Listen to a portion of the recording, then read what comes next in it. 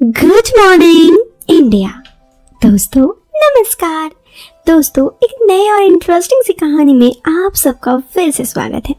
कहानी शुरू करूं उससे पहले मैं आपको एक बात बता दूं। इस कहानी को सुनते वक्त आप चाहें तो ईयरफोन या फिर हेडफोन का उपयोग जरूर करें। इससे इस कहानी की ऑडियो आपको पसंद आएगी जब आपके कानों तक पहुंचेगी। तो चलिए इस कहानी में आगे बढ़ते हैं। ये कहानी मेरे एक दोस्त की है। उसका नाम है समीर। चिरू से वो 25 साल का है और वो अपने जिंदगी में बीती एक घटना आप लोगों से शेयर करना चाहता है। वो कहता है ये कहानी मेरे और मेरे एक दोस्त की पत्नी मल्लिका की है जो 24 साल की है। वो देखने में काफी खूबसूरत है। उसे कोई देख लेना तो उसका दिमाग खराब हो जाए। वो एक जन्नत की हूर की तरह है। आज मैं आपको उसी के साथ मेरी ज़िंदगी की सबसे हसीन दास्तां शेयर करना चाहता हूँ। एक बार मैं कुछ काम से जयपुर गया जहाँ पर मेरा दोस्त चीना रहता था। मैंने उससे फ़ोन करके पूछा, कहाँ तो तुम?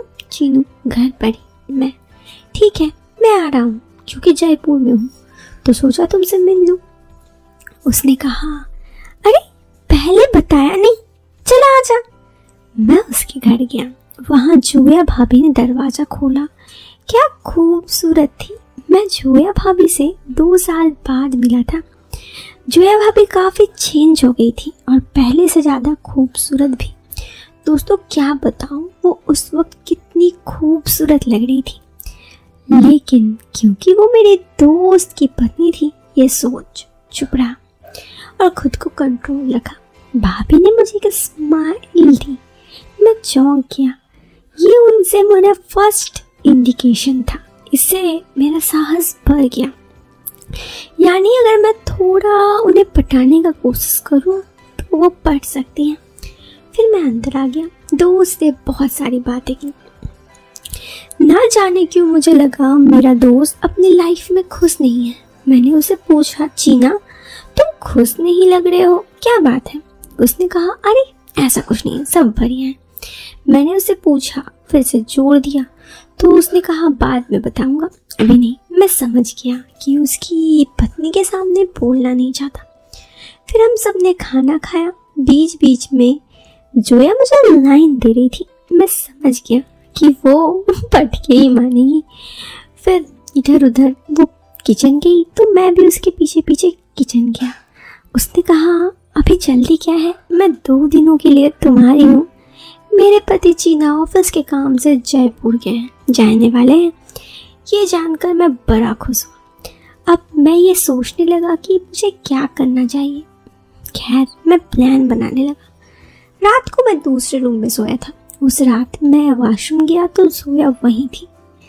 उससे थोड़ी बहुत बातचीत हुई तो उसने कहा वो अपने पति से बिल्कुल खुश नहीं है। ये सब मैंने कहा, अब मैं आ गया हूँ ना, तुम्हें चिंता करने की कोई ज़रूरत नहीं है। उसने कहा, ठीक है तो अभी मैं चलती हूँ, कल मिलते हैं। बेकार का भी मेरे पति आ जाएंगे तो 2 बातें हो जाएंगी। मैंने कहा ठीक है। दूसरा दिन चीना ने कहा कि मुझे कुछ काम है, ऑफिस के काम, तो मैं जयपुर जा रहा हूँ। तो तुम एक काम करो, घर पे रहो 2 दिनों तक और मेरी पत्नी का भी ख्याल रखना। मैंने कहा ठीक है। फिर क्या था, मैं उससे कहा कि ठीक है।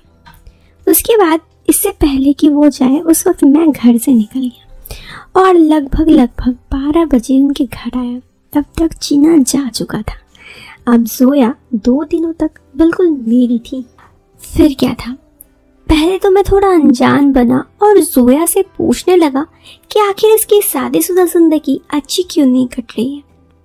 तो उसने मुझे बताया कि उसके पति की एक बीमारी है जिस वजह से वो सही नहीं रहते हैं। उसकी बातों से मैं समझ गया।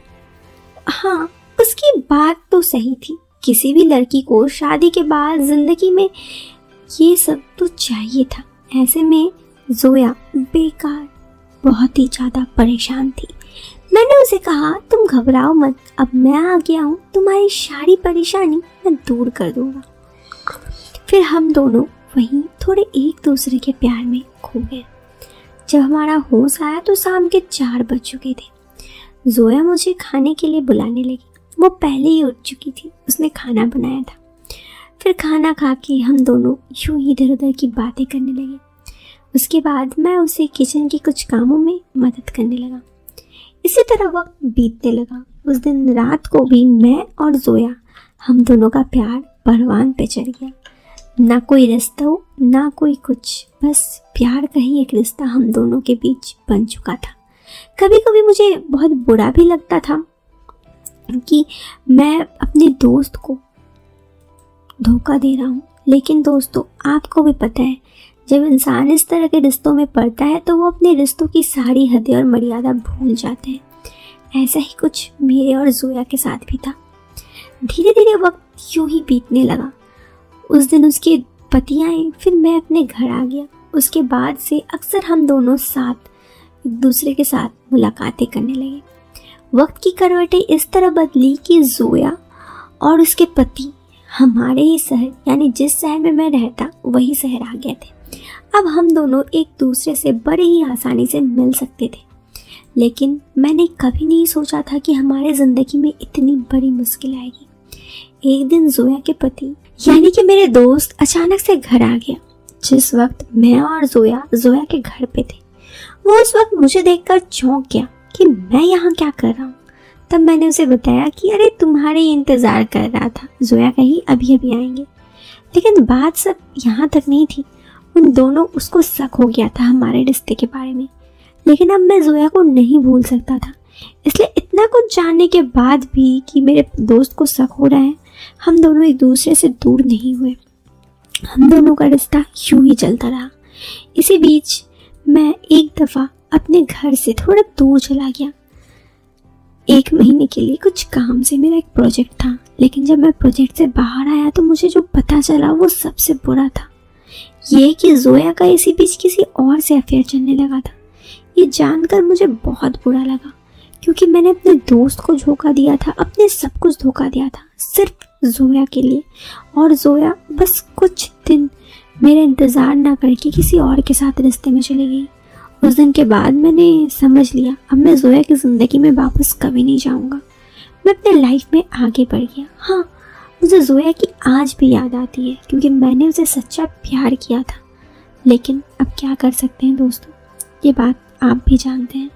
बस ये थी मेरी ज़िंदगी की एक दास्तां जो मैं आप लोगों से शेयर करना चाहती थी। पसंद आई हो वीडियो तो आप एक लाइक कर दीजिएगा। चैनल पे पहली बार आए हैं तो सब्सक्राइब जरूर कीजिएगा। हम मिलते हैं फिर एक नए वीडियो में एक नया इंटरेस्टिंग टॉपिक के साथ। Till then bye bye. और दोस्तों हाँ, जाते जाते एक बात, चैनल को सब्सक्राइब जरूर कीजिएगा ताकि इसी तरह की कहानियाँ आप तक हमेशा पहुँचती रहे। Bye bye and take care.